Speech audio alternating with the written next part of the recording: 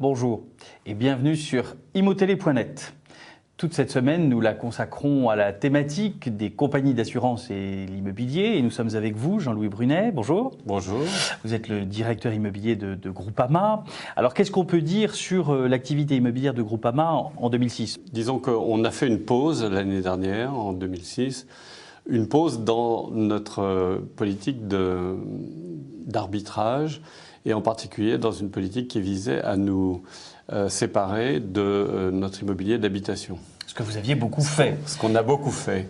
Alors pourquoi on a fait une pause ? C'est parce qu'effectivement on est arrivé à ce qu'on considère aujourd'hui dans la location d'actifs de l'ensemble de notre immobilier. On a considéré qu'on était un peu à l'étiage de ce qu'il fallait avoir en matière d'immobilier. Autrement dit, maintenant on considère que on est bien par rapport à, je dirais, une moyenne habituelle des compagnies d'assurance en la matière. Alors, donnons peut-être quelques chiffres.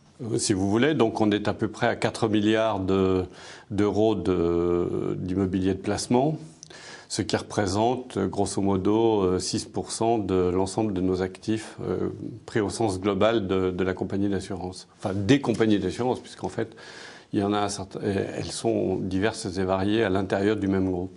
Alors parlons maintenant un peu de 2007, même perspective pour cette année, c'est-à-dire un peu d'attentisme entre guillemets ? Oui, c'est-à-dire c'est plus tout à fait pour les mêmes raisons, c'est-à-dire qu'on est sur une période effectivement d'attente parce qu'il nous semble malgré tout qu'on est arrivé aujourd'hui à des niveaux de rentabilité du patrimoine qui nous intéressent, qui sont relativement bas. Donc l'idée c'est plutôt aujourd'hui d'essayer de faire, si on doit faire des plus-values, d'essayer de les faire par échange, avec d'autres institutionnels ou de trouver des solutions, je dirais, de portage différentes. Mais l'investissement proprement dit à 4% de rentabilité, ça nous paraît, sur les bureaux du QCA, ça nous paraît tout de même un petit peu juste. Donc on est dans une phase un petit peu d'étude, un petit peu je dirais d'analyse et probablement on va essayer de trouver quelques opportunités.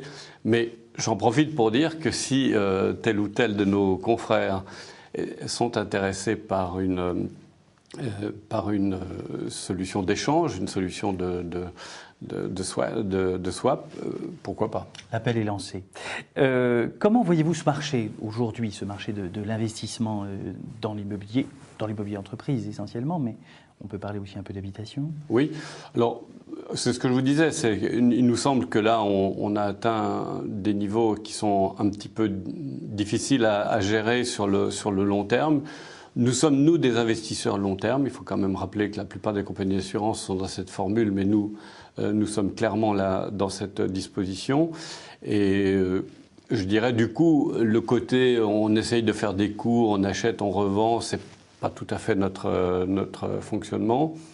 Or, à 4%, si vous voulez, on est véritablement compétitif avec enfin, il y a une compétition, en tout cas, avec les obligations. Et vous savez que les assureurs préfèrent l'obligation que l'immobilier parce qu'ils considèrent qu'il y a moins de risques, à tort ou à raison, je ne dis pas, mais les allocataires d'actifs considèrent qu'il y a moins de risques sur les obligations. Donc, sur ce thème-là, c'est un peu difficile de trouver des créneaux convenables.